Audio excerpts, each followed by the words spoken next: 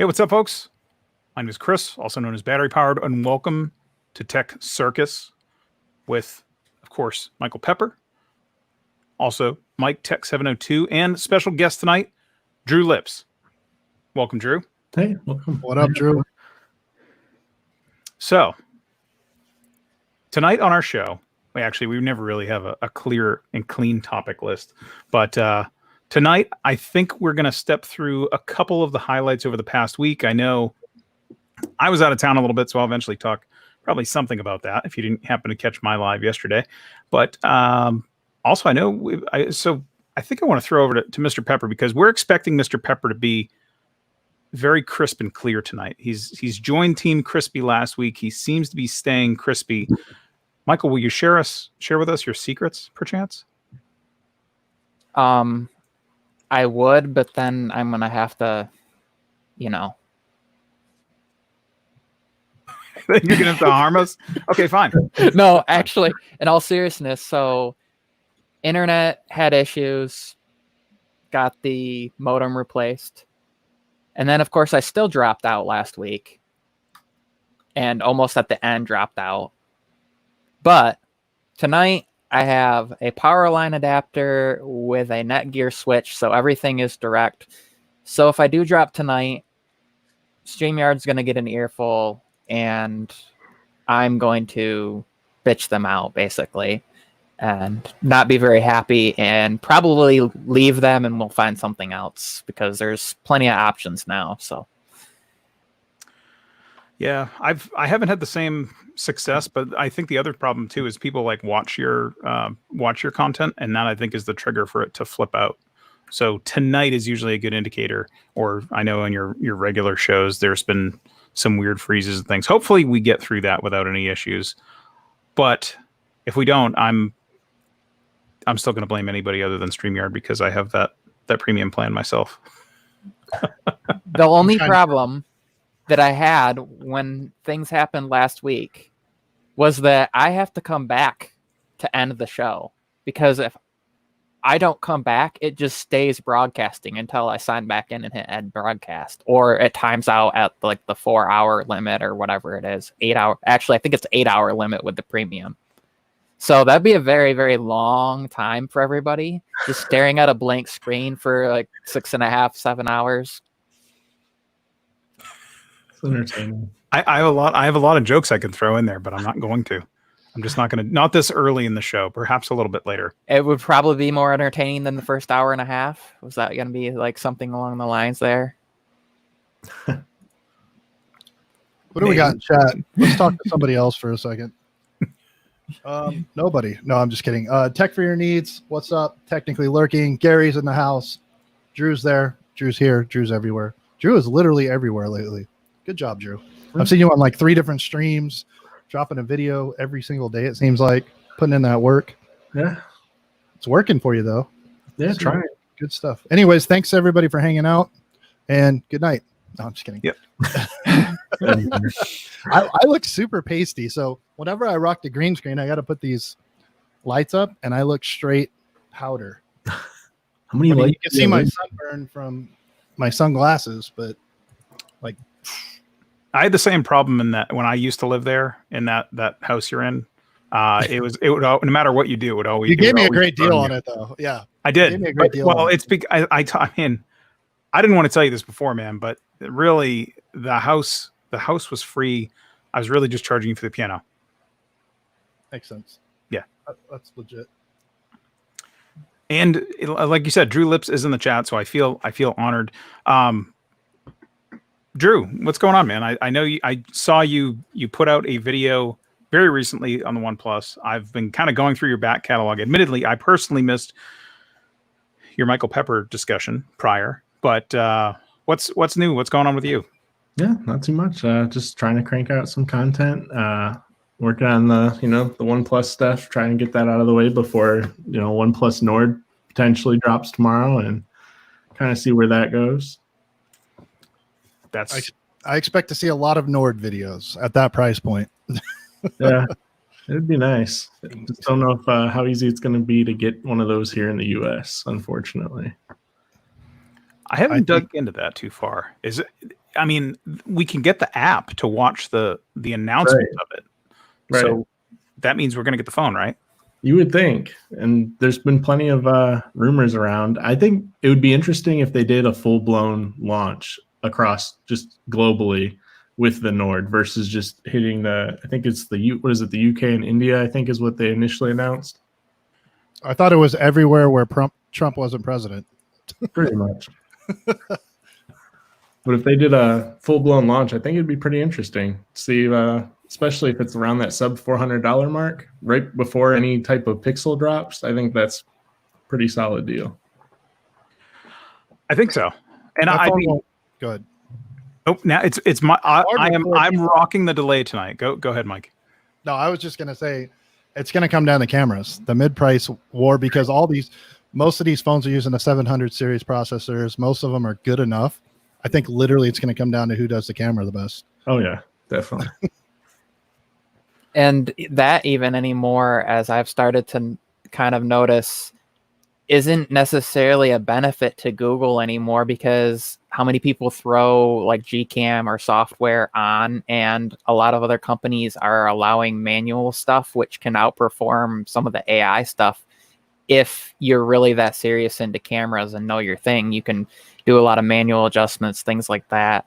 You can take advantage of both, so you can shoot using their AI and then shoot manual, and then kind of blend them or combine them and take advantage of both things. And it's become a software thing, and that's part of the issue, is they don't have the benefit if every other company has hardware, and sometimes better hardware, to take advantage of things, and more RAM for processing and newer chips even, and things like that nature will be interesting, because that does come into play. Like the difference between my Pixel 3a XL and when I used the 4 for like a week was straight up software and waiting for that image to process. So you sit there and you wait for like 30 seconds versus you click and it's done. Right. That's significant to a lot of people. That can mean missing your next image. Yeah, I think, yeah, definitely. And it's going to be interesting. You mentioned Gcam too. And the news of today, hearing that the head of Google's camera going to Adobe, I think that makes things really interesting. If they're going to be creating a standalone Adobe camera app, that kind of changes the landscape with putting Gcam on everything. Because if it could be just as good and you start putting that on other Android devices, what's the need for Gcam at that point once you start rolling that out to OnePlus, Samsung, other phones? I think the problem will be is Adobe will charge a subscription for it. Oh, yes, certainly.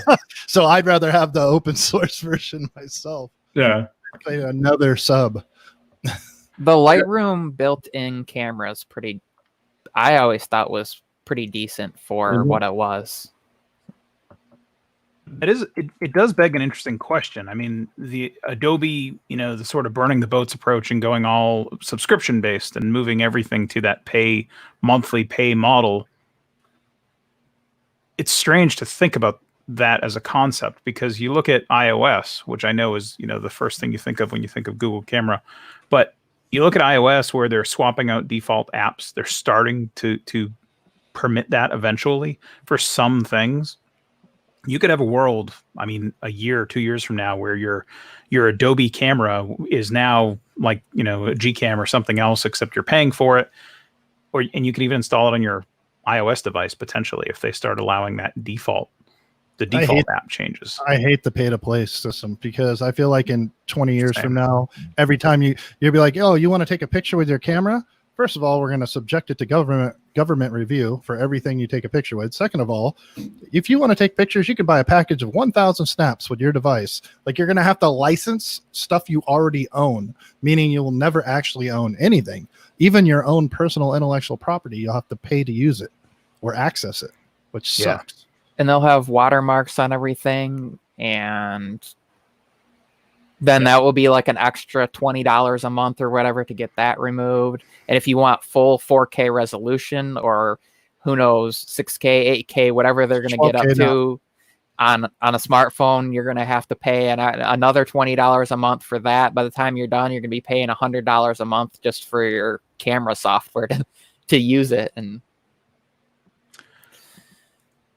but I mean, I think that is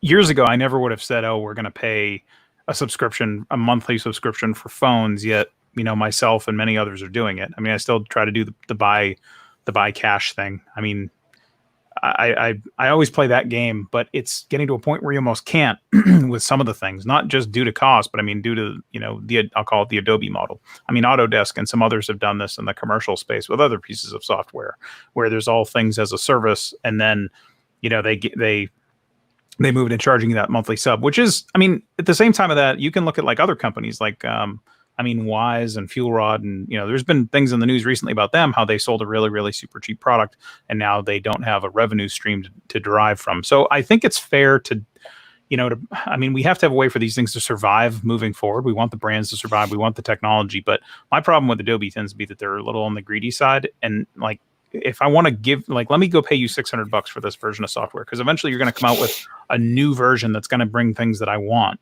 and I don't know. I want the option, or at least give us the option, right? Yeah, make the price insane.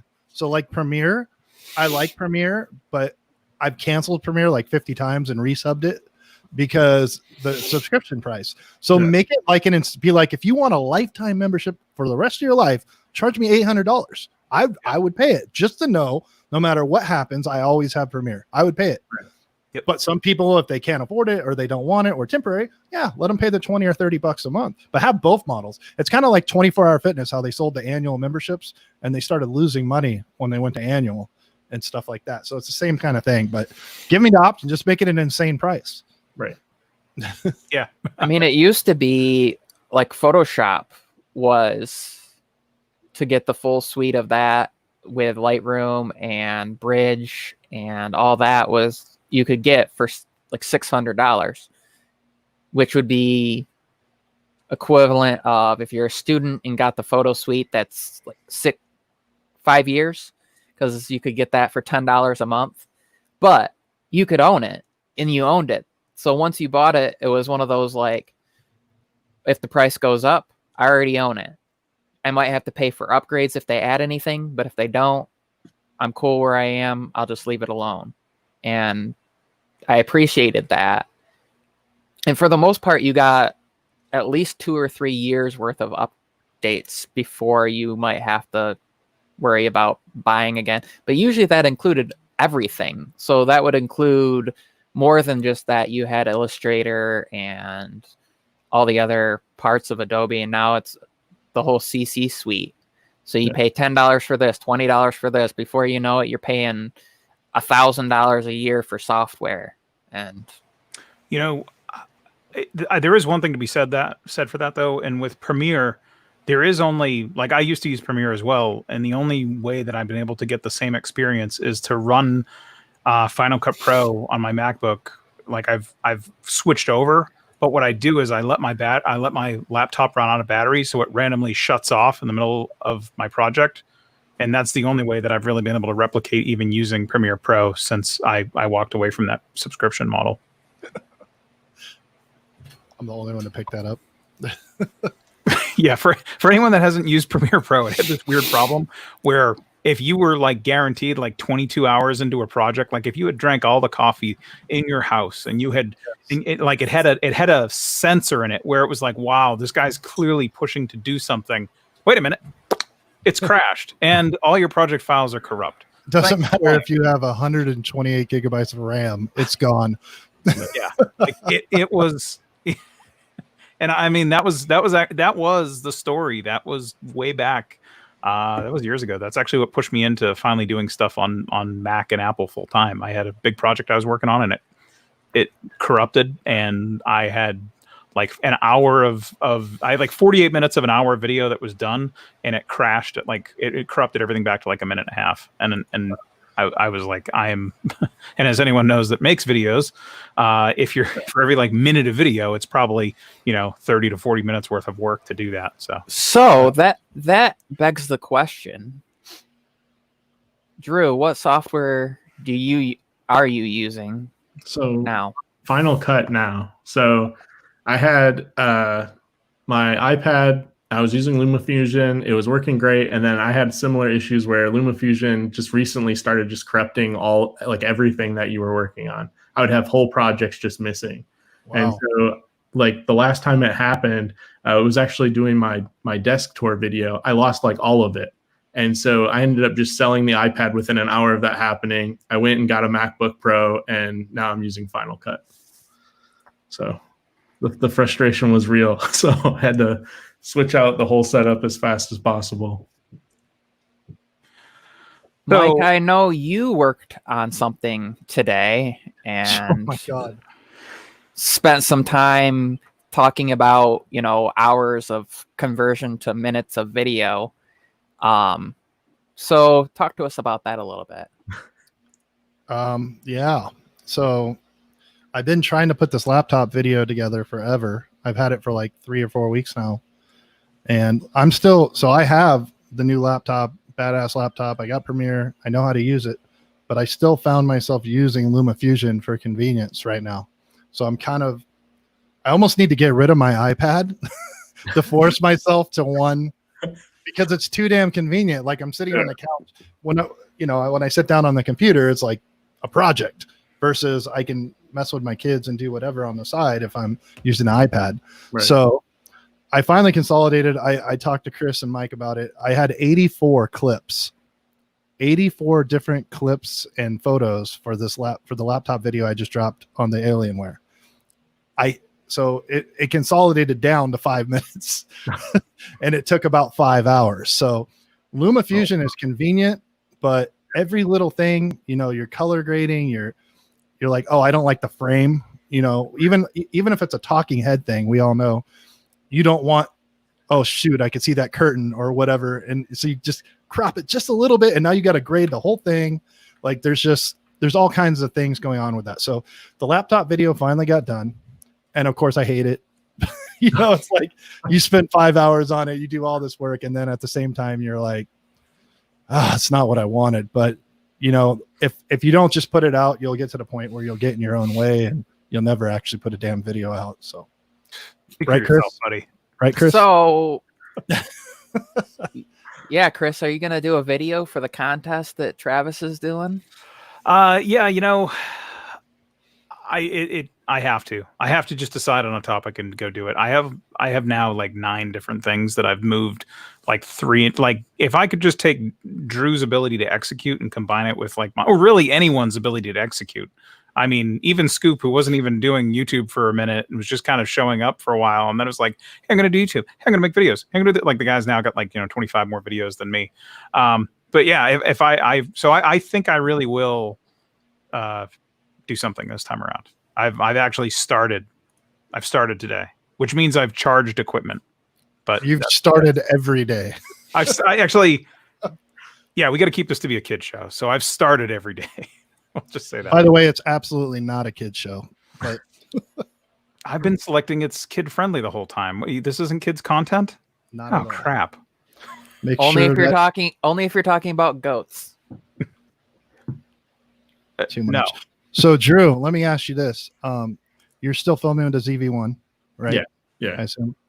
Did you find this is something? So right now, I just ordered an A6400 because I found myself, and I literally texted Chris this morning. The ZV-1's awesome for what it is. Yeah. But if you're shooting by hand, freehand and stuff, the digital stabilization, it's trash. That matrix look. So tripod shooting, it's like having $1,000 camera, but freehand. Yeah. My next video is the iPhone versus the ZV-1, and you could probably already guess how the video is going to go. Yeah. But so I actually broke down and ordered 6400. Are you considering buying something else also? Yeah, I am. This was for me kind of my entryway because, like you said, it's perfect for what it is, and that was kind of get me filming on a camera since I haven't used an actual camera in years. To move away from an actual phone. So filming with the ZV-1 for now has been okay, but stabilization is terrible, especially because for me, I have a mild form of Parkinson's, shaking really bad. And so when I try to hold any of the tripods and stuff or try to hold the camera in my hand, it just shakes like crazy. So it doesn't help me at all. Yeah, I drink a lot, so I have the same issue. Yeah, But it's brutal. I'm just used to using an iPhone. So for me, I thought it was kind of funny actually. I ended up getting the ZV-1 and I was going back and forth with Mike trying to figure out if like we bought defective units or what was going on. Cause it's you put it on standard steady shot and it's okay, but it's like, what is this a camera from 2007? What's going on with this IS? And then, I can imagine when I was trying to film recently, I was off site last week and filming on different modes of transportation and rewatching the videos, and they're entirely unusable. Some of them, it looks like I didn't know how to use the camera. Like half the time the stuff it's like cropped in on like here. It's very uncomfortable. It's like when I'm out somewhere I shouldn't be and I'm trying to like FaceTime the wife discreetly. Like, hey, what's up, honey? I'm just, don't worry about it. I'm good. I'm with friends. And I've got this, same kind of thing. So totally unusable. Filming on the iPhone was definitely better for sure in terms of that. Like the stabilization was pretty solid. So going to the ZV-1, it's been rough. So for me, I just use a tripod pretty much for all of it. And it's perfect for that. Yeah. It's amazing. Yeah, it really is. I'll probably keep it around for that, but I'm definitely interested in picking up something else. Cool. I have one other question before we segue into the next thing with Mr. Pepper and his network. What do you use for your home Wi-Fi and router situation? Are you on a mesh? Oh, me? I'm not. Actually, I'm on whatever Xfinity gives you for their router. I was on for the combo. Yeah, I got like a solid deal on it. I have their 1 gig network, so and then we also don't get any data caps where I'm at, so nice. It's pretty solid. I ended up going with their router just because they threw it in for free, because I had issues with them at my previous house that we lived at. They actually Xfinity almost burned down our house one time because they didn't ground any of their wiring. Oh my God. So we found out from another cable company when we switched. And so when I came back to Xfinity, because it's the only option we have here, I went with their 1 gig network and they threw in their router and it works really well.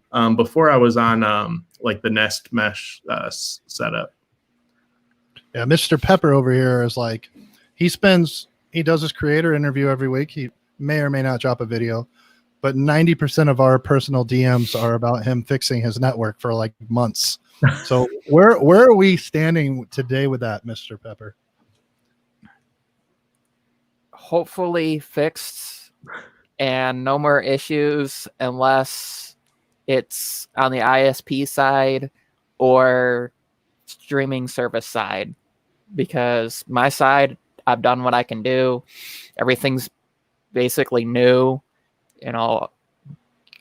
new modem connection from modem to up here. I mean, the signal that I get, the hardwire signal that I get to my laptop that I'm using is the same as if I'm plugged directly in, speed-wise, latency, everything, with the Netgear power line adapter and the Netgear 4-port network hub. And so I don't expect that it should be a problem. So far, so good, because usually about 15 minutes in, you would notice it and you'd start to see video quality on my end start to shift down. I've watched back the lives when I drop to see, so I kind of keep an eye on that now.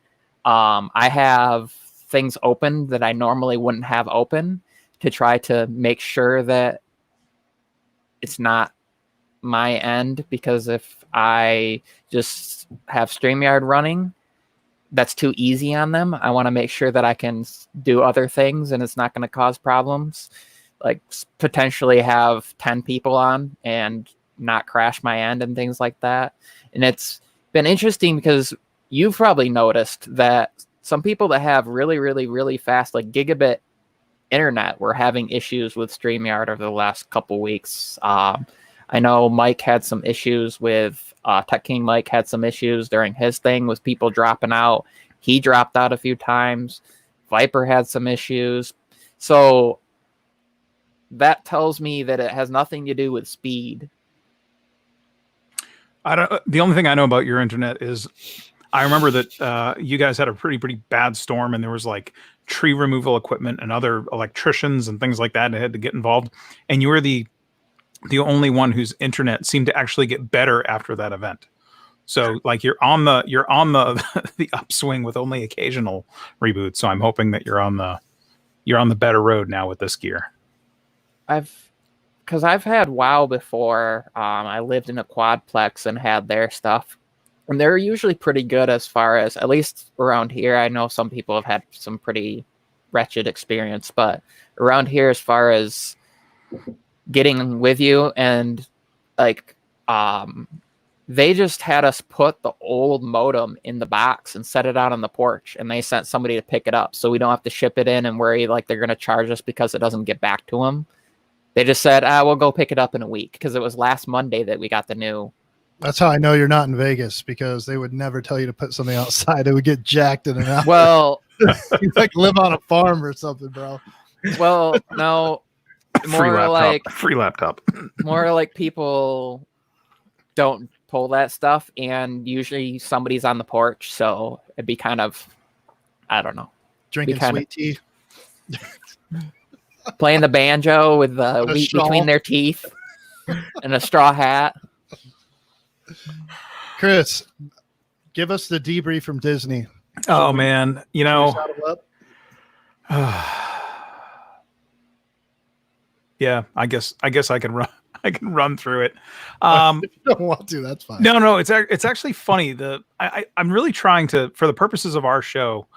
So there's two like conflicting. There's really three conflicting things here. Number one, I want to talk all about Disney World and how different it is and everything, but I really don't want to do that unless everybody in the chat is like, "Yo, tell me about what the world is like at Disney World in the middle of the BAP."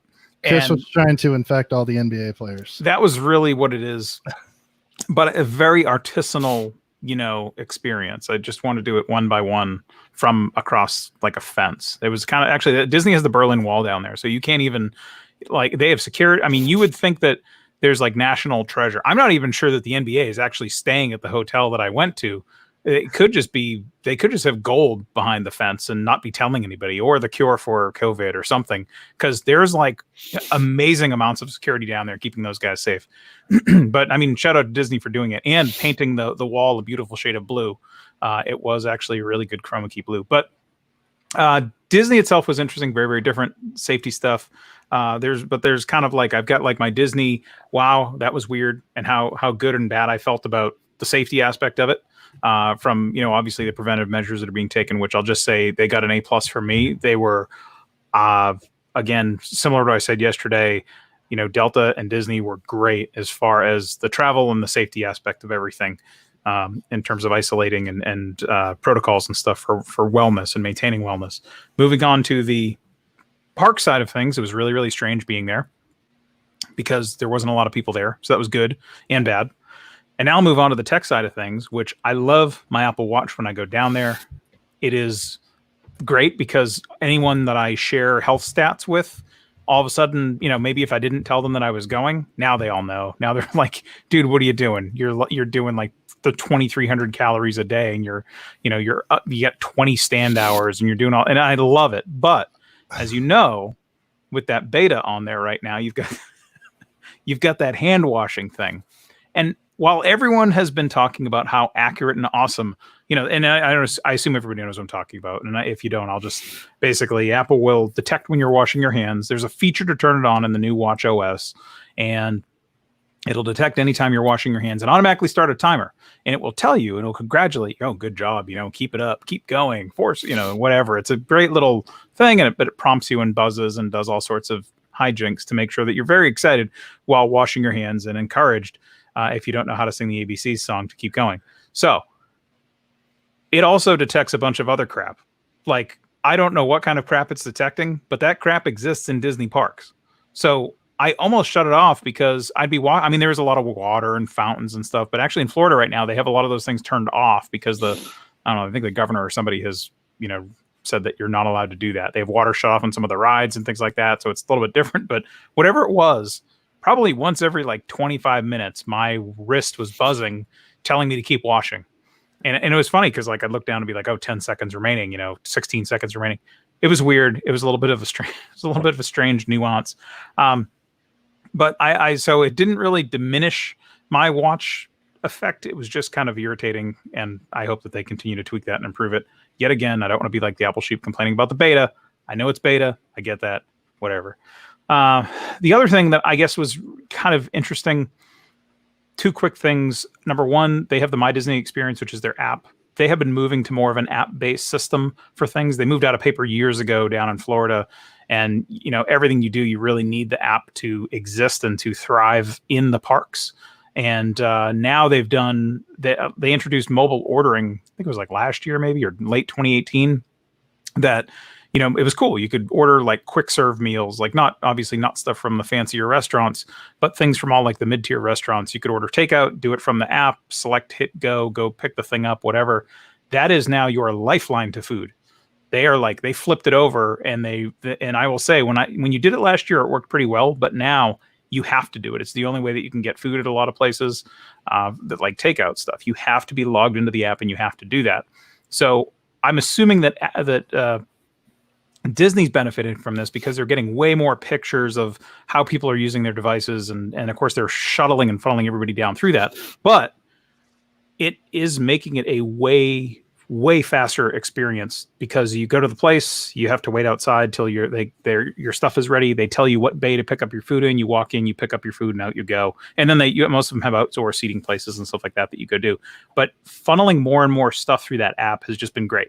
It's been marvelous for Disney. And I will say, the end user experience, I used to complain that it just forces everyone to sit there in front of their phone all the time. Yeah, that does still happen. It happens everywhere else in the world too, but it's been working out great. And then one last thing on the tech front. While they were shut down, they went and installed some new security stuff. I don't know what it is. If I have some free time, after I'm done making, 50 videos, I will look it up more. But they put in some new security scanning stuff. So they had metal detectors. They had some other things. And as you know, like there's temp scanning. There's like 4 steps you have to do now to even think about walking into that park. But one of them used to be take all your stuff out, put it in this bag, put it in this box. They scan it, they look at it, they open it up, and then they hand it to you. If you have a backpack, you're screwed. Like you're waiting in line, you're doing this. Now there's some sort of tech where it's like, I don't know if it's X-ray or what it is, but you just walk through these 2 beacons and you're good. Like if you have an umbrella or I think like an AR-15 or something, you have to take that out so that they can identify it. And if you have an AR-15, you probably just actually shouldn't, because they will not let you into the park with that, or even a replica.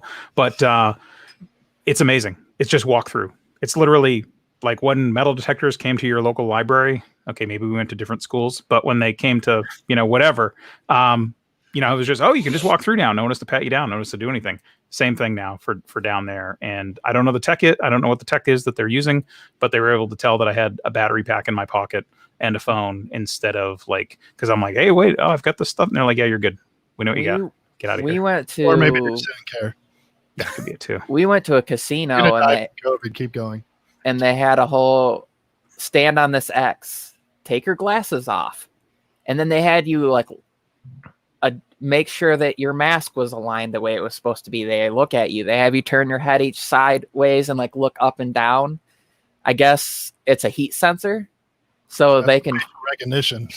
Well, there was a thing to the side though. You could see like it was picking up the heat.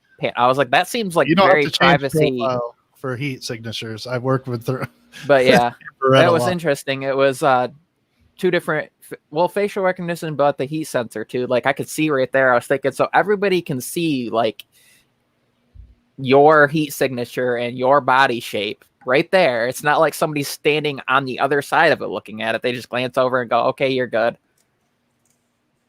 But it was interesting to see that technology go through, and that they're doing that now, because last time I was there, they weren't. And I guess that's easier than somebody standing there with a hand scanner, and you could see the numbers of like the temperatures that it's picking up. And so.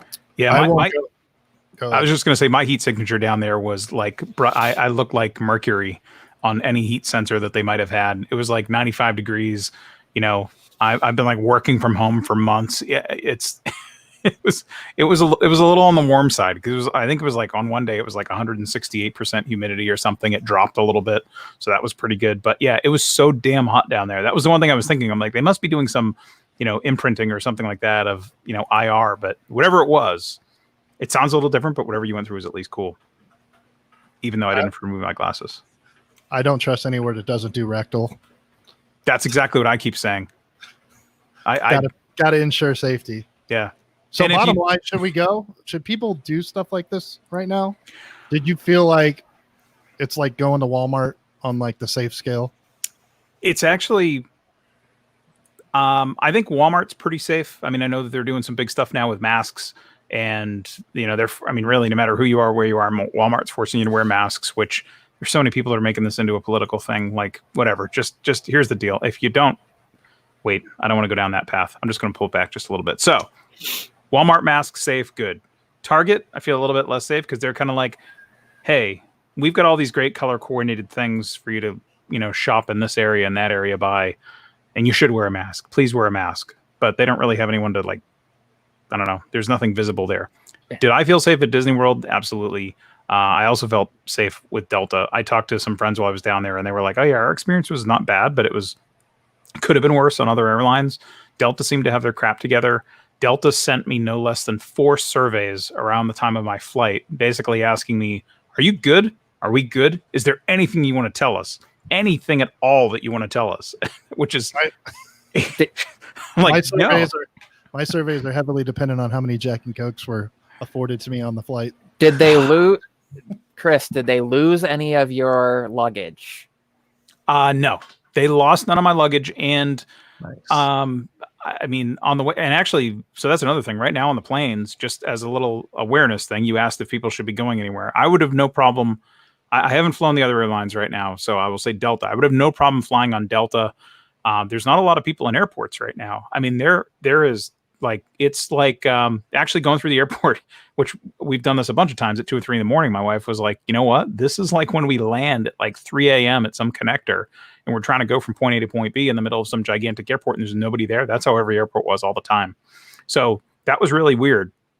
But as far as going and doing these things, I would have no problem recommending people flying on Delta, but do be prepared.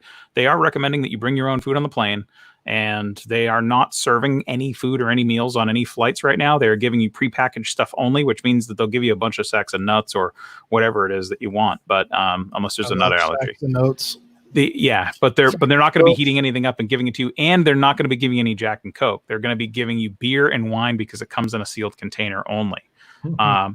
But as far as my safety, I felt more safe at Disney World than I did going to like Target. I mean, Walmart's okay, other than half the people in it are like, it's a crazy thing, and people don't respect it. They think that the mask is some sort of political thing, and it just is ridiculous. But we were at Walmart today, and it was funny because everybody wears it in, and then when they're in the aisles, you see them just pull it down. And they're like kind of glancing around because if somebody says something, they'll just put it back on and then they'll walk away. And then when nobody's looking, they'll take it's like, well, nobody's gonna. So Jason posed a question for you, wondering if you had to wear your mask at all times at Disney, or was it like just in certain areas? So, and thanks for calling that out. I know the chat was running away while I was running on there. Yes, you do have to wear a mask at all times. So on the rides, even for pictures, no matter what you're doing. And they actually so there's 2 things that have developed on that front too. Number one is if you take your mask off on the ride, some of the rides take your pictures automatically, which doesn't skeeve anybody out at all. I mean, that's what everyone wants, but they'll take your picture automatically and then they'll link it to your Magic Band or to your PhotoPass account or whatever you might have set up through the Big Brother app. But if you're not wearing a mask, they will not even send that photo over to your account, and your photos will not get processed. Yeah, like it's. So if you have a usable picture, they won't actually give it to you.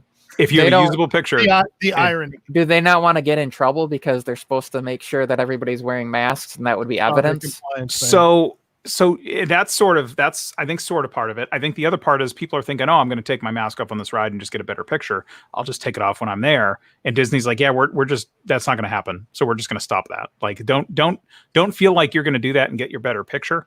And then the other thing though, that Disney did right after we left, because, and I saw this happening so much, and I'm like, I'm wondering what they're going to do about this.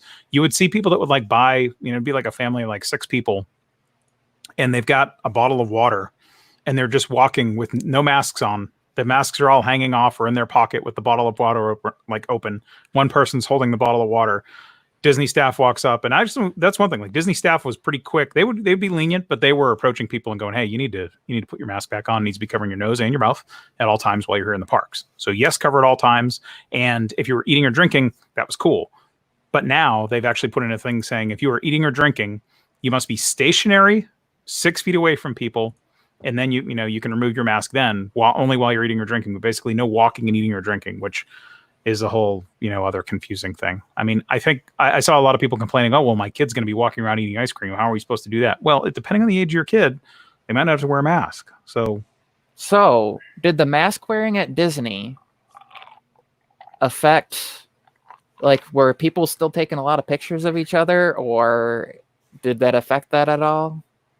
Like, I always wonder, like, oh, your face is covered, so are they still going to take pictures of their kids or of themselves? Or I did see a lot of pictures getting taken there. Ironically, a lot of the people that were there were pretty. It was weird. It was like it seemed to be two groups of people, like hardcore people that had a trip planned and are eager to get back into the park and see what it's like now.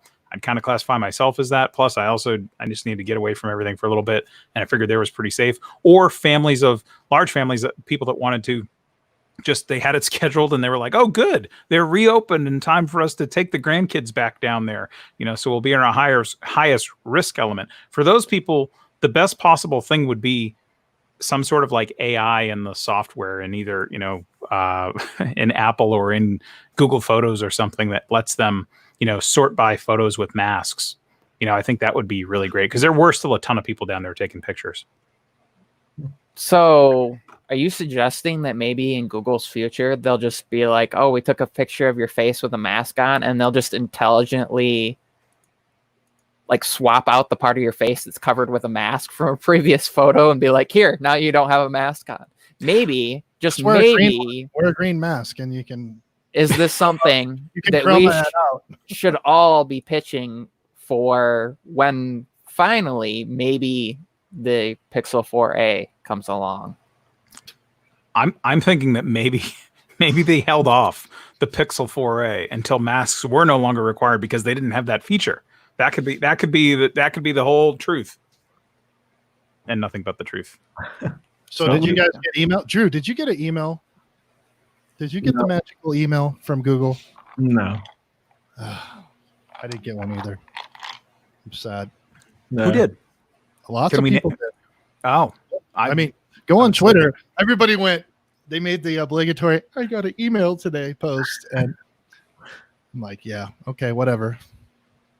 It's okay. Anybody we know, or just Canadians? Mostly people from Canada.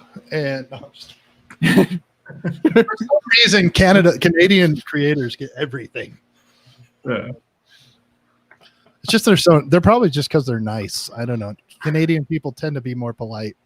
Us American people, we demand stuff and it never comes to fruition. But you know what, Mike? The Canadian creators don't get the win over you on Saturday Night Tech Fight. Oh, jeez.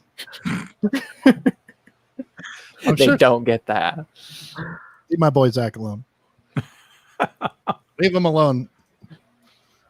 I'm now feverishly searching for this, by the way, because I've got. Anyways, so the Pixel 4a, supposedly it's coming now. Again, every time that we give up on it, it's coming. Just wait for it. Just wait for it. But yeah, like we got the Nord coming out tomorrow. I mean, like Drew said, we'll have it. We might not have it. Probably just an extra step to get it. Just like the Huawei phone. So like my wife's from Israel, so I have like a direct pipeline to all.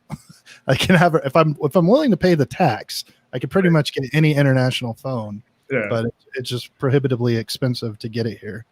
I've been sitting on a few. I did a lot of work in like the UK and Europe and stuff. So I've been pinging a lot of contacts and stuff that I used to work with, just saying, hey, I'll pay extra. How do I get this phone?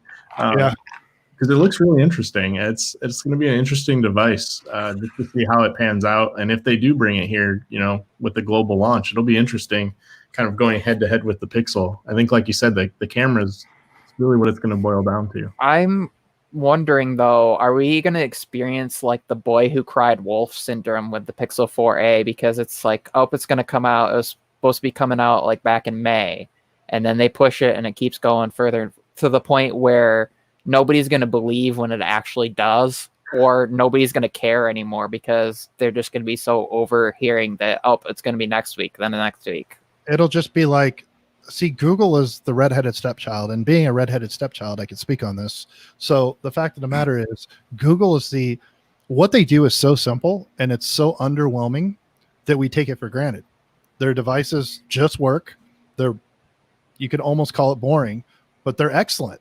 Everything you say good about an iPhone pretty much applies to a Pixel.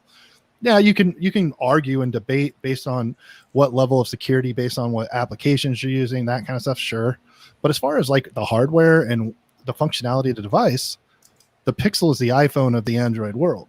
And so people dismiss it because they want to see either Samsung with all of its features, they want to see Huawei with their camera stuff that they usually come out with, or market disruptors, TCL, OnePlus. But when all of that comes to, the dust settles and we're out of content, the Pixel always comes back. And so it doesn't matter if it's iPhone season, Android season, what's going on. After all the videos have been made, it's like, oh, how does the Pixel compare today, 90 days later? Because it's a go-to and it's always consistent. It always performs. I think the Pixel is really important too. I mean, from the next gen perspective, how do I not? Every time I open my mouth, it's like I start off with some topic that we could just rabbit hole on. And I feel like this kind of goes back to like your tech fights, response about what Google's doing in the space and how we kind of need them to do that so everybody else can go jump their stuff forward, off of their kind of plateauing of things. It's a software thing. That's how they get their services and software the way they want to out there. And that's up to everybody else to adopt or not. I think, though, that's where we're starting to see where I think the reason the Pixel isn't more popular is, you compare the Pixel to the iPhone, but the thing is, the iPhone, Apple only makes iOS and only puts it on their hardware, right? Where with the Pixel, essentially everything that's on there almost always ends up on other devices. So you don't have the same, like, they have competition within their own market. And I think this is where we need to see them change things and push to kind of a different direction in the future, because they don't have that. As soon as the cameras are gone as their thing and other companies are investing more and more, it's gone. And I don't know, have either of you seen Mr. Mobile's review on the Sony Xperia 1 Mark II and how they're pushing software from their cameras to mobile, but then they're also integrating the other way around and allowing the two. And I think that's a great thing. I just think Sony's problem is they're not known enough in the market. And so to come out with a device that is 26% higher priced this year than it was the previous year, when they're trying to pull market share and trying to get people to potentially notice them. But they also don't need to, because they provide so much of the hardware for other companies as far as optics and sensors and things like that. So what I'd like to see, though, is them take advantage of that, because they are in both the smartphone and DSLR camera markets. Like, no other company has that, really. Samsung tried it with the weird thing way back that was the point and shoot that was partially camera, partially, but no other company has that advantage. And so it'd be interesting to see. Sony could dominate because of that kind of stuff. Like the same reason they, as I learn about cameras and learning the difference, the native color scaling that Canon uses appeals to me. Very subjective, right? Android, whatever. Same kind of argument, Android and iOS. Cameras are kind of the same thing, I'm finding out, between mostly Sony and Canon. I like the color science of Canon, but when you look at the accessories, the options, and everything that Sony has, you're like, wait, you guys make a great product. Why don't you do all the rest of the stuff they're doing? And you find out Sony had a huge head start, huge patent lead, and a lot of other stuff the more you dig into this. They did. They were the first company to develop a digital sensor that was not the bare array, so it actually could emulate the way film worked, where instead of the pixels kind of having to be red, green, or blue, and then the software uses pixels near each other, they could basically overlap in the way film does, where film has the layers, and as the light hits through, it combines them. They had that technology, but it got killed because they wouldn't allow other companies access to the patents. Same thing with their memory cards, same thing with other. So they almost bankrupted themselves doing this, but they got out just in time and started showing other companies like, hey, we can wrestle with the big guys, we can be up there, we can provide good quality. And they're starting to work more with third-party companies as far as lenses and things like that, because Canon, for the longest time, that was their benefit. You could use their old film lenses, you could use a Nikon lens, you could use a Tamron, you could use all these different companies you could throw on there, and it didn't matter what company you came from. Yeah, adapters are a thing, and that's an added expense, but at least you could do it, right? You could pay $150 and have access to your $10,000 in film lenses and not have to repurchase those. And I think that was a huge benefit to me, to see things. But Sony, it's amazing to see what they're doing. I think it's just cool that here I could buy a digital camera for when I'm serious about photography and serious about video and low light and really good photo focus and 4K shooting and all the real depth of field that you get with a full-on camera. But then I could buy a smartphone and get that same software experience in their UI. And if I want to use something as a monitor to see what I'm doing, I can connect that. And I'm looking forward to seeing what's the Xperia 1 Pro that's coming out soon, hopefully, and to see that experience and that benefit. And so it provides, I think, spending the $1,200 or whatever on it, it's more than just your smartphone now. It's an accessory to your camera. And if you're investing, I don't know, $3,000 or whatever in a camera or more, potentially, that's something that then a third of that is no big deal. And the quality and the 4K resolution and some benefits that it's providing more than a lot of other devices at that range. And I think on that note, talking about announcements and talking about companies and future and things like that, we have an event coming up in about, what's that, 3 weeks? 2 weeks. 2 weeks. 2 weeks in a day. August 5th, I believe. Yep. With Unpacked and some of the... It'd be interesting to see who's right on the rumors, because we keep hearing the Fold's going to be announced. It's not going to be announced. We keep hearing the Flip's going to be announced, the update, the 5G version. Well, now it's not going to be. So, well, Samsung came out with an ad. What was it, today or yesterday, with the mentioning the Fold in the Unpacked advertisement? So that was pretty interesting. So I don't know if they're trying to hint that it's going to drop for sure. Yeah, that one. What are you talking about? So, yeah, I don't know if it's going to drop or not. What do you think? Do you think that's going to be part of Unpacked, or? I tend to believe it's going to be announced now, because we wouldn't be seeing media for it.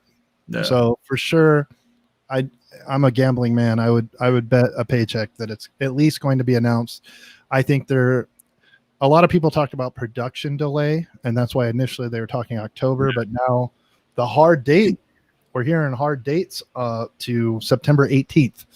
So a lot of people are reporting that as a date. Maybe not, but I think it's more intentional, because I think Samsung realized, wow, everybody's going to want the Fold 2. Even Samsung haters will want that phone, because they got a streamlined Fold now with better cameras and, better front screen. That's going to be the jam. So I think they're worried, because the Note this year is more like the S series than ever before. They don't want to cannibalize. If they drop the Fold 2 the same day as the Note, no one's buying the Note, right. especially on monthly plans.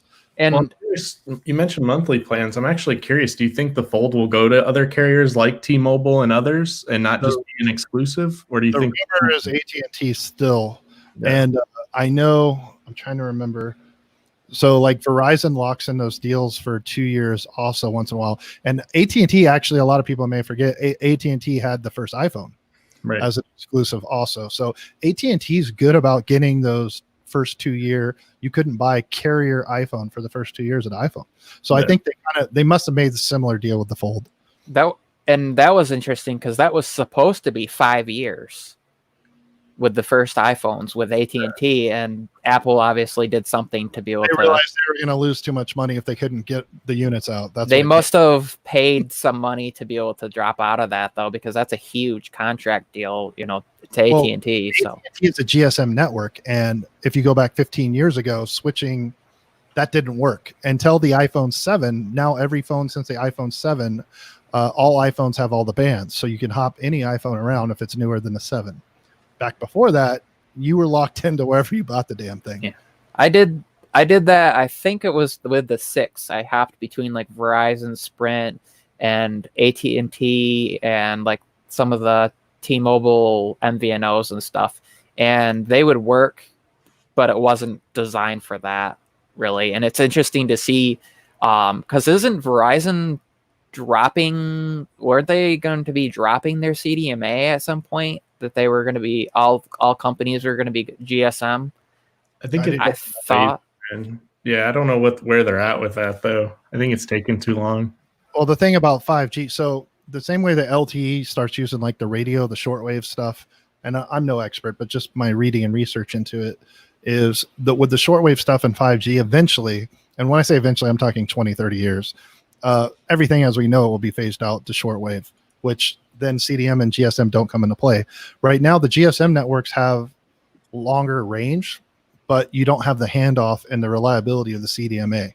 That's why Verizon usually gets, and I'm speaking from experience because I work out in the middle of the desert. I worked, I go to those places, it's the middle of nowhere, and I know it gets service. So like I will get a vague service from AT&T in the middle of nowhere, but no data. Verizon doesn't have the maybe the complete distance capabilities, but you have more reliable data service when you use Verizon out in the middle of nowhere. That's my experience. It's weird. It's like the complete opposite of that here. Like they're not the fastest, they're not the broadest reach. It's weird. It's been weird to see because like T-Mobile is starting to actually expand around us. They just announced like this last week a beta program for Grand Rapids for their $50 50 down 50 up home service, and I'm hoping that means that they're close to pushing that our way, because they were talking about getting that to the rural areas, and that being something that, okay, instead of having to have their unlimited data when you're at home because you couldn't afford or didn't have good speeds at home, pay $50 a month and get access across all your devices when you're at home or on the go, instead of having to go with something. Let's get back to Unpacked here because we're going into carrier. Who here is buying the Z Fold 2? A survey. Are you going to buy it? Maybe. So for me, it's on AT&T. Remember, you're gonna have to shell out $2,000 cash if you're not on AT. I'm not AT&T, so I know. AT&T. I'm not AT&T either, and I have no interest in being AT&T. Yeah, same. I kind of feel like this Fold is. Remember how we had iPhone and then iPhone S models, TikTok? I feel like this is the talk of the Fold. And I think this is the one where you could keep it for a couple years and use it as a baseline test bed to comparison maybe other foldables that come along, stuff like that. I think this is a phone I would actually keep long term, which I never keep a phone long term. No, I'm looking forward to, because there's been some leaks of software things, more of the software upgrades that they're also going to be pushing to their original Fold, as far as more options for the layout for the internal screen, because right now you have that side by side, or you have the full app on the left and then the two on the top and bottom on the the right, but you can't flip that around. You can't have one app across the top, like a video across the top, and then web browser across the bottom. Some of the limitations of things, speed improvements as far as when you're switching apps between, because I have noticed delay when you are on the outside screen and you open to the inside. Some apps restart. Also, YouTube transitions really well, but sometimes you'll be way back up your list of videos when you go from the outside to the inside, because part of that's format issues, but also there's only 2 folding devices that are mainly in the market. So for developers but that's where Android 11 is kind of they started offering software that's meant for that. And I will wait. Even if I hadn't gotten the original Fold, I think my thing is I would wait till the 3rd generation now, just because, like you said, it's kind of that TikTok sort of experience. But for me, I think I want to see where they're going. And also, I know this sounds really funny, but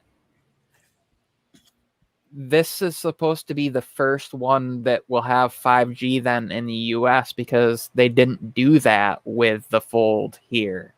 Right. But they already had it in Korea, and it didn't send. So, if you're trying to get at it, may have issues. I think those bugs are worked out, because I even saw Korean units being imported to the States and working fine. But you talk about 5G, that's the Z Flip 5G. I mean, it's cool, whatever, but to me, that device is so small, limited milliamp battery, and when you throw 5G on it, it's going to bump up the cost. It's going to kill your battery, and I don't think anybody buys a Z Flip for using it for productivity and stuff where you're like, oh, I gotta have 5. I would rather have the LTE model personally, just for the extra battery. It's just kind of like a cool little thing. My wife wants one just to play with it. She's like, oh, I don't really want to use it for a phone. It just looks cool. Yeah. It's like, all right. So I don't see that being a hot commodity. Yeah.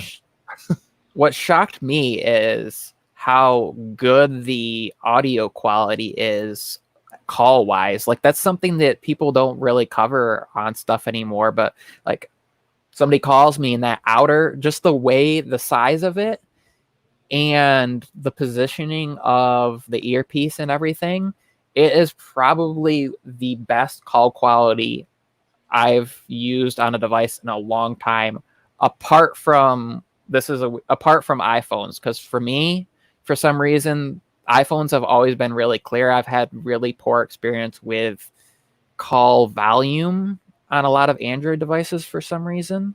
Like my OnePlus 8 is really weird about that. So for me, I feel like that's the good. I can't do it. I can't even do it. That's Flossie's line. It feels good in the hand, but it's true. It is like, and that's important, especially for people that I think it's focused at. The business person that sits there and they need the large display, or like Gary talked about, pulling up and looking at maps or charts or diagrams. They're going to be on the phone a lot. So if you're sitting there on the phone hours and hours a day, and then you flip the thing open and you're looking at your stuff, and then you close it up and you're on, to have it be good balanced and not feel awkward or misbalanced, good battery life and good call quality is an important thing. No, it matters for sure. So another product, what about these Galaxy Buds Live? The beans, right? It's supposed to be Galaxy Buds Live.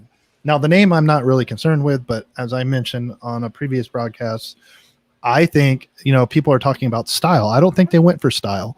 If you look at the design and you look at medical hearing aids, they emulate a medical device more than a cool thing. And I think since these are supposed to be touting ANC, I think the ANC on these, the noise cancellation, will be probably next generation, just based on the fact it looks like the same ones people use for hearing loss. Yeah. And so I imagine there's some kind of technology or a copy of that technology, and they're not going for the maybe the looks, the appeal of it, right?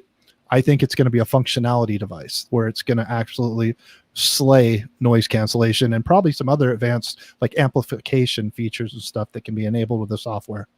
Yeah, because they do have like in the Note series, like they did have like the listener that they had in that Note where like the microphone could pick up, you know, X amount of noise from so far away. I think they're going to add that technology to this, like you said. I mean, there's a lot you could do with this, and like you said, it looks like a medical device. I think And it's that's discreet, so you can low key spy on people if you got the right app with these, right? right. Definitely see that coming. It's I think they're cool. I don't think it's, like I said, I don't think it's a flex thing. Looking at the design, the base will probably suck, but as far as functionality and what they can do for both blocking noise and enabling amplification, I'm guessing it's going to be pretty good. So what's interesting too with the Fold, what I've heard with the Fold too is they're not going to come with any buds in the box. So I'm curious, you know, They'll probably run a promo. Yeah, but I'm curious what the pricing will be on those. Like you said, it's probably going to be increased given the new features, but it'll probably be totally worth it if you're getting, you know, improved noise cancellation and other features that we don't have in other wireless buds. I would expect to see it $20 to $40 less than the AirPods Pro. No. If I know Samsung. The Verge article said 159. Potentially. I know they would go less than Apple's top tier, though. And it makes me wonder if, because, you know, Drew, you just said something about not coming in the box or whatever, if that's where maybe we're seeing that the discussion of the slight price decrease with one model of the Fold would be that they would not include that and maybe some other stuff and then drop the price. And then they'd do like they did with the Z Flip with the, what was the designer that they worked with and offered the specialty models? Yeah, I could see that, but some UK dude. The price isn't going to go down. I've heard the price is going to stay the same on the Fold, just no buds. As long as it has a charger, I don't think they're trying to trailblaze. Just send out the Fold. Anything with the charger. I'm wondering what is this? What is it going to have for charging tech? I mean, they're gonna 30 watts in the box, my guess. Yeah. And then, you know, capable to 65 or whatever, but I'm guessing 30 in the box. I'd like to see, because one of the things that's touted that Samsung does that not really, well, one other company does, is the reverse wireless charging, to see that bumped up a bit.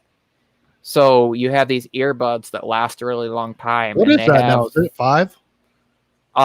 Do we know what that rating is? It only, it's like 3.8 or something. It's like really I mean, it works and it's clutch, but it's not very fast. It's like 2 point some. I think it's 2.5 to 3, depending on what you're using. I think is part of it because, for example, Apple's AirPods don't.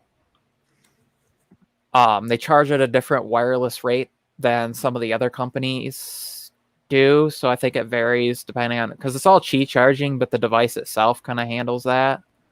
But that I think would be a significant thing to see, because are you really going to use it if it's going to bump up your charge 1% and you're going to have to sit there for like 2 hours with your, how are you going to use your phone, right? You're going to take your Fold and you're going to set it like this, and you're not going to be able to use it for hours because your earbuds are there charging. Is not an intriguing thing. You got to remember the battery size in those. I know, but even 15, 20 minutes for a lot of people is kind of an annoying.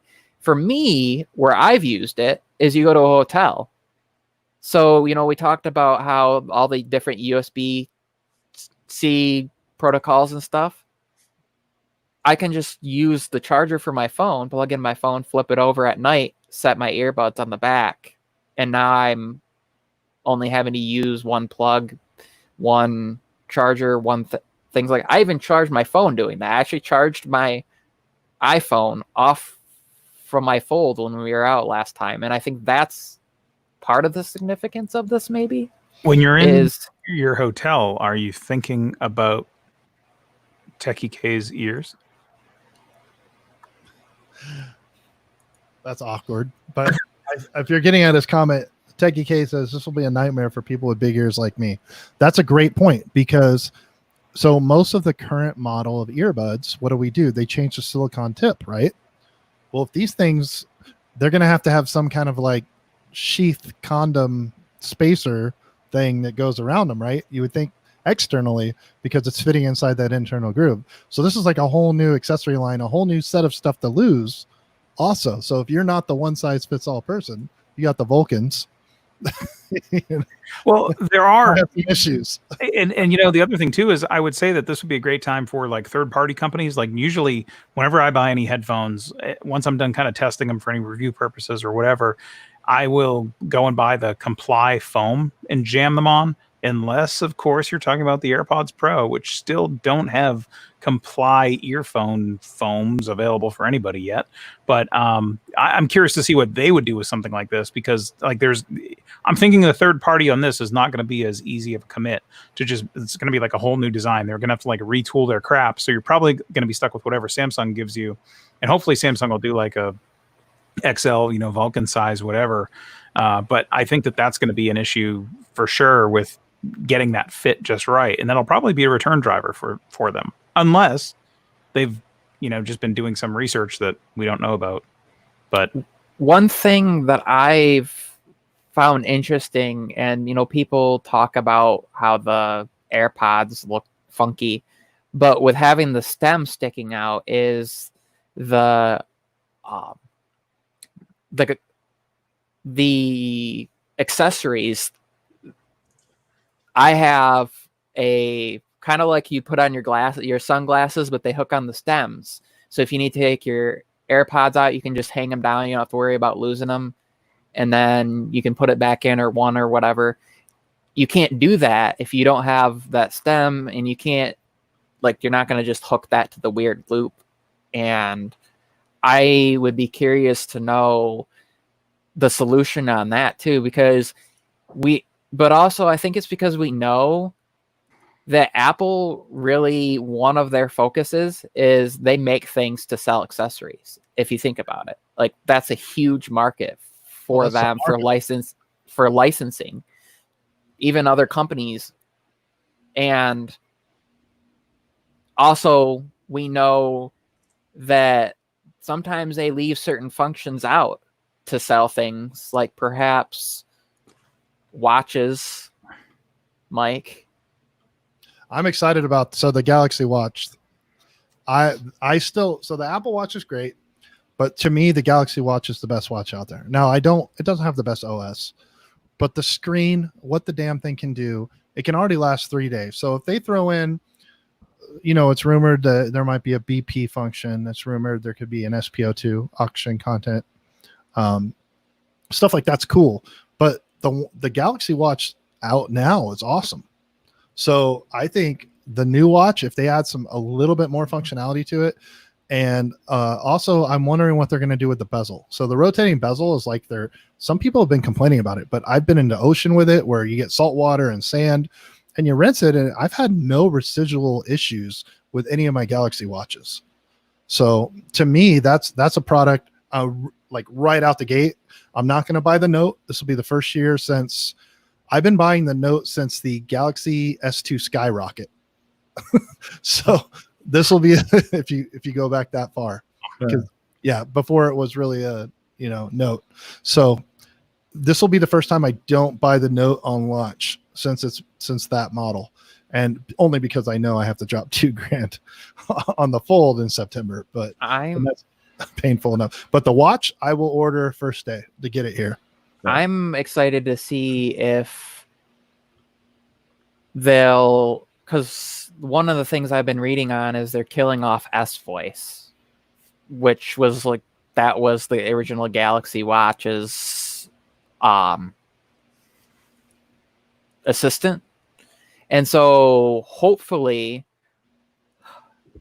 that means they're not going to restrict us to just Bixby, because dear God, please, if anybody, Samsung out there, let us use Google Assistant or Alexa or anything else besides that, so we can control our home devices, we can control things, we can do things more than the restriction. I mean, we know it can run in such a small space on your phone without internet connection. Let us do that. I want to buy the new watch when it comes out. I had the original. The only issues I had with charging issues. Chris knows about that. He knows about chargers. Hopefully, Allegedly.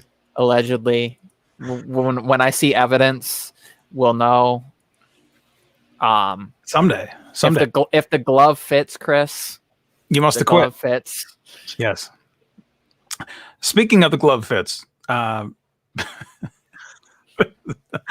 all the things to pick up on a transition, speaking of gloves, Drew, it's been great having you here. Drew, we have Great talking over you for an hour. yeah, we have appreciated your insights. And even better is I've got this, like, I grabbed this new carpet that I threw down here earlier today and didn't really think much of it. But I've realized is in the stream, you like I'm continually like doing this thing the entire time. So he's probably like, what's up with this weirdo doing this chicken impersonation the entire time? Talk to me. So but yeah, Drew, did you have any topics or anything you want to bring up? Any questions? Anyone you want to make fun of verbally in chat before they get a chance to not reply thanks to the delay? Or is there anything you want to cover or tell us about anything that you've got possibly coming up this week before we start to roll up here? What do you got coming out, brother? Not too much here. Working on a few other videos, probably get them scheduled for towards the end of the week. See if they make it their way out at least. Maybe something on the MacBook Pro, but not too much. Just really enjoyed hanging out with you guys tonight. We appreciate it as well. We appreciate you coming through. Thank you so much for spending your time with us. It has been very much enjoyed, and I look forward to the next time. Which, by the way, I'm never coming back again. He's just like, I've got to get off this. He's seen enough of me in the last 4 days. So 5 days, 4 days. Yeah, 4 days. I thought you only sent those pics to 702. Well, I feel that's good. And, it's nice because I'm sick of only ever hanging out with you two squares every week. Yeah, no, it's good. It's good. I mean, and it is good. I'm glad. I mean, Drew, I enjoy seeing your stuff. I have taken it's really amazing. I mean, I keep talking about this. I mean, I took kind of last week off a little bit. It's hard for me to believe that today is Monday already again, and everything kind of ran by. But I feel like I missed so much in the past week, so I've got some catching up to do. But I always look forward to your content. I typically see some notification come out that Drew's dropped a new video. I'm like, what is this guy? He's got more kids than me. He's got this crazy busy life. What is he doing to put these great videos? He's kicking ass is what he's doing. Exactly. Respect for that. Great work on that. And I'm going to buy the desk that you bought. Yeah, it seems like a badass desk. So yeah. I'm going to take my coupon code to the house. I appreciate it. Well, on that note, Mr. Pepper, Mike, anything either of you guys has anything to say before we wrap this one up? I do. Thursday, 7 p.m. EST, 4 p.m. PST, I will be doing my creator interview with the Poets this week. That's my tag team partner. And thank you, Mike, again for the following week's hookup with Zach from Zach Talks Tech. I'm excited for that. That's almost more difficult to say than my own previous channel name. Michael Pepper TikTok? Yes, that's what everybody thought it was for Chris called you the first month. Dude, it's because every time I would pull up the channel on my Apple TV, I would say Michael Pepper Tech Talk, and I would get 8 results of strange stuff about TikTok. And then finally, the algorithm set, and it was oh, you must be looking for this guy. I get it now. I may have a legit camera by next week, but I won't promise. Within 2 weeks, I will. I will have new desk, monitor stand, some other stuff. Hopefully, I will actually. I'm planning on dropping a video Wednesday of new stuff, new setup, new things like that. Finally, having a space where I can just sit down.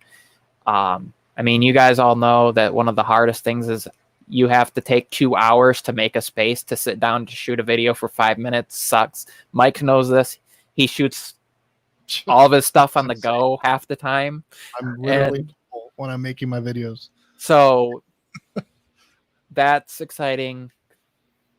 Internet not wrecking is exciting because I did try to upload stuff and halfway through it kept crashing. So I said, forget about it. YouTube's telling me don't do it, apparently. Gods.